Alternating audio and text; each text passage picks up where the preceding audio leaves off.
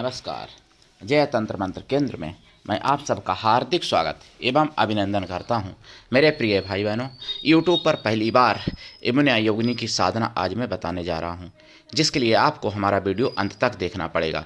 यदि आपने हमारा चैनल अभी तक सब्सक्राइब नहीं किया है तो लाल वाली बटन दबाओ और घंटी बजा दो। कोई शुल्क एवं चार्ज नहीं कटेगा।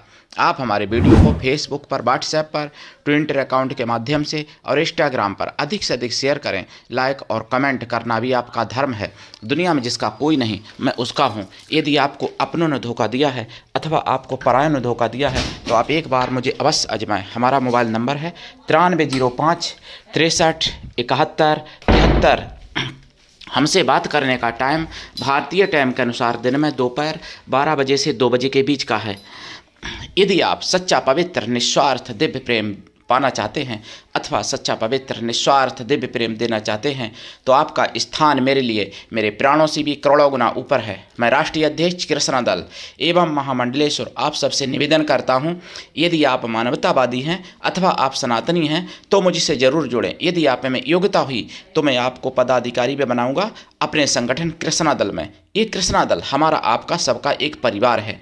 आप देश विदेश में, विश्व के किसी भी कोने में रहते हैं, किसी भी जाति धर्म से हैं, कोई दिक्कत नहीं। आप हमारे दिए हुए ज्ञान से भरपूर लाभ उठा सकते हैं। मेरे प्रिय भाई बहनों, मैं यमुना योगिनी की साधना बताने से पहले कुछ राष्ट्रवादी बातें बताना चाहता हूं, क्योंकि हमारा चैनल ही राष्ट्रवादी है, सनातन धर्म का है, हिंदू धर्म की रक्षा के लिए बनाया हुआ है।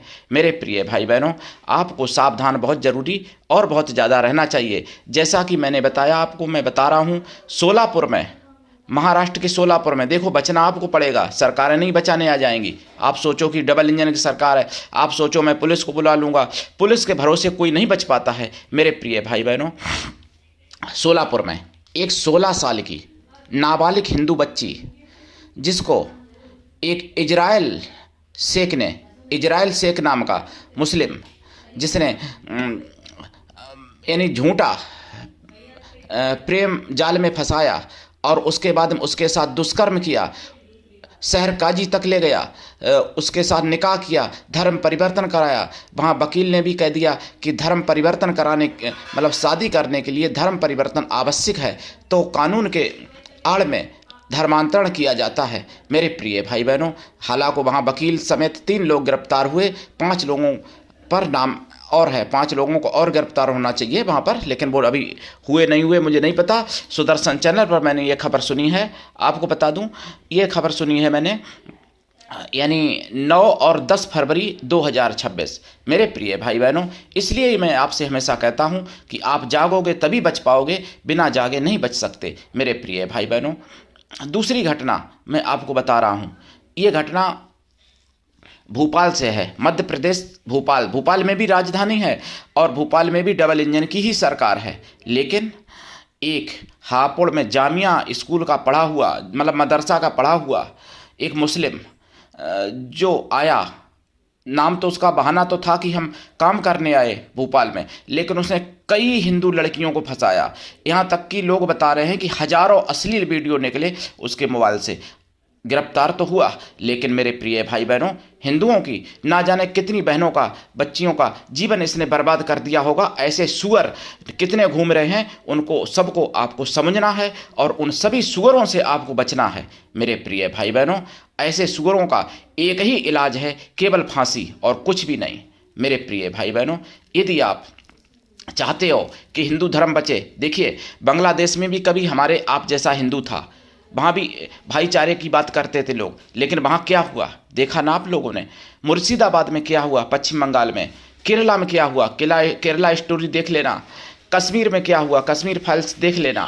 बंगाल में क्या हुआ, बंगाल फाइल्स देख लेना। मेरे प्रिय भाई बहनों, आपको समझना चाहिए और आपको जागना चाहिए। जब आप जागृत रहोगे तभी आप बच पाओगे, बिना जागृत बचने का कोई उपाय नहीं है। मेरे प्रिय भाई बहनों, आप सो रहे हो, लेकिन वो धीरे धीरे गजबा हिंद के सपने पर निकल चुके, और गजबा हिंद ही नहीं, गजबा विश्व करना चाहते हैं, जिसमें 58 देश इन्होंने बना लिए।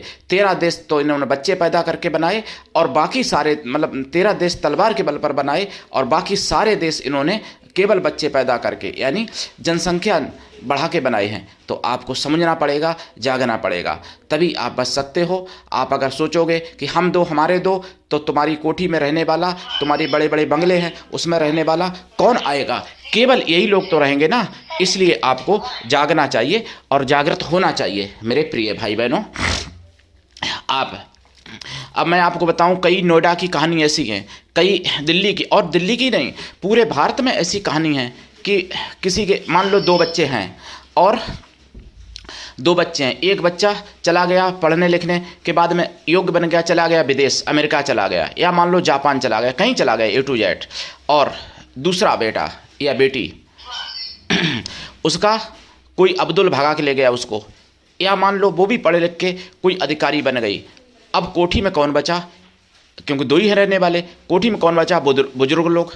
अब बुजुर्ग लोग का जीवन कितना होता है, कितने दिन बेचारे बचेंगे बताइए?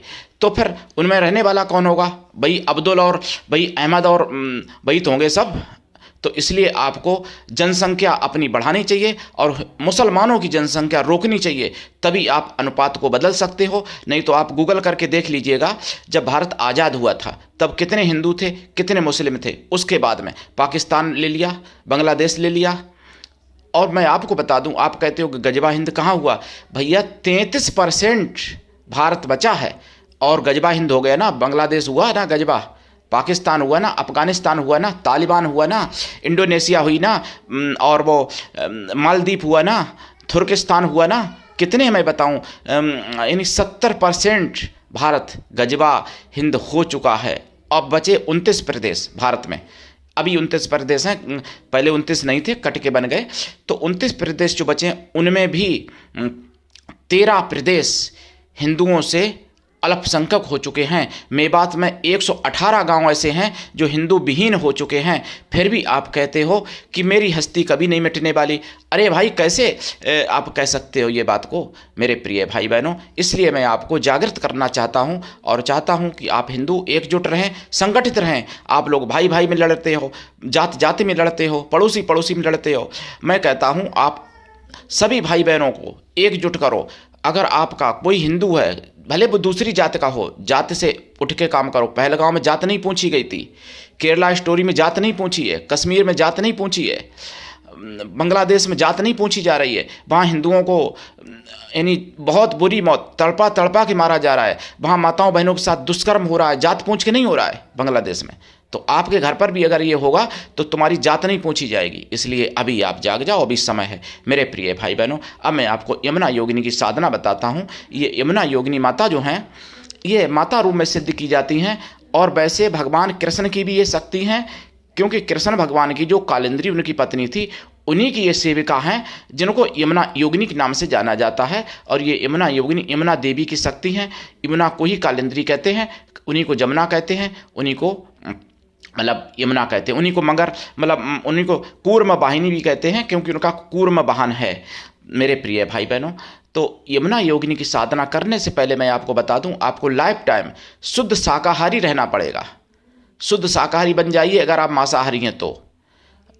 और साधना काल में ब्रह्मचर्य व्रत, एक टाइम भोजन, भूमि शयन परम आवश्यक है मेरे प्रिय भाई बहनों। साधना रात्रिकालीन है। ये साधना दक्षिण की तरफ मुख करके या फिर यमुना की तरफ मुख करके की जा सकती है। यमुना के किनारे कहीं करिए, यानी यमुनोत्री से लेकर प्रयागराज तक कहीं भी। अगर ऐसा संभव ना हो तो अपने घर पर भी करिए यमुना देवी की साधना। यमुना देवी का चित्र लगा के कछुआ रख के उत्तर दिशा में रखिए और उसको करिए अपने घर की उत्तर दिशा में। तो उत्तर में मुँह करके आपको करना पड़ेगा। इसमें आसन आपका काला रहेगा या लाल, माला लाल चंदन या रुद्राक्ष या लाल हकीक, और जाप करें। देखिए 1.25 लाख जाप में कृपा हो जाएगी, लेकिन अगर ज़्यादा जाप करना चाहते हो तो ये बहुत बड़ी आदिशक्ति का रूप है, तभी तो भगवान कृष्ण की पत्नी बनी थी। तो इसलिए इनकी साधना में वचन लेना अगर है तो वर्षें बीत जाती हैं, क्योंकि यमुना की ही एक शक्ति है यमुना योगिनी, उन्हीं का एक प्रतिरूप है, ये समझ लो आप। इनकी साधना जो करेंगे आप तो दीक्षा लेके करना चाहिए। गुरु ऐसा हो शिष्य से कुछ भी ना ले, लेकिन शिष्य भी ऐसा हो गुरु को सब कुछ दे, गुरु पर पूर्ण विश्वास करे, गुरु के लिए समर्पित रहे मेरे प्रिय भाई बहनों। और गुरु ऐसा हो जिससे अपना भला बुरा, पाप पुण्य, सुख दुख सब कुछ बता सको। मतलब ऐसा गुरु हो जिससे आपकी सारी बातें हो सकें, ना कि आपने टीवी पर देखा, कहीं यूट्यूब पर देखा, उसको गुरु बना लिया और उससे बात कभी नहीं हो सकती, उसका नंबर आपके पास नहीं है, फ़ोन नंबर, तो ऐसा गुरु कल्याण नहीं कर पाएगा। मेरे प्रिय भाई बहनों, देखिए, ये मुगलिया शासन में ये साधना नष्ट हो गई थी जो मैंने आपको बताई है। इस साधना में आपको भोग लगाना पड़ेगा, जो वो सरसों के तेल से बनी हुई कुछ पकवान और देसी घी से बने हुए पकवानों का भोग लगाएं, खोया की मिठाई का भोग लगाएं, पंचमेवा का भोग लगाएं, ये सब भोग लगाएं और 1 लोटा जल रखें। साधना के बाद सुबह प्रातः प्रसाद खुद खाएं, परिवार में बांट दें।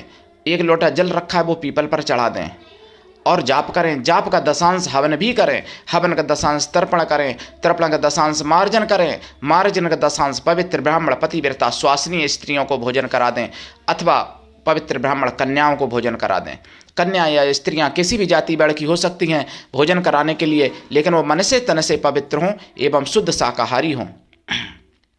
ऐसा संभव नहीं है तो उतनी गौ माताओं को भोजन करा दें और यमुना देवी की साधना करें और इन सुअरों का इलाज करें जो हिंदू माताओं बहनों के प्रति इन्होंने युद्ध जैसा छेड़ दिया है लव जिहाद के रूप में। जिहाद का मतलब ही होता है युद्ध।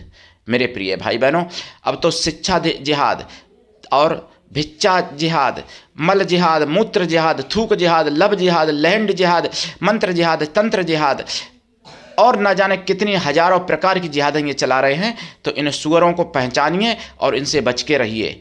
मेरे प्रिय भाई बहनों, आज के लिए इतना ही। धन्यवाद। जय श्री राम, हर हर महादेव, वंदे मातरम, जय सनातन, जय हिंदू राष्ट्र, जय यमुना माता की, जय यमुना योगिनी की, जय धर्मराज महाराज की।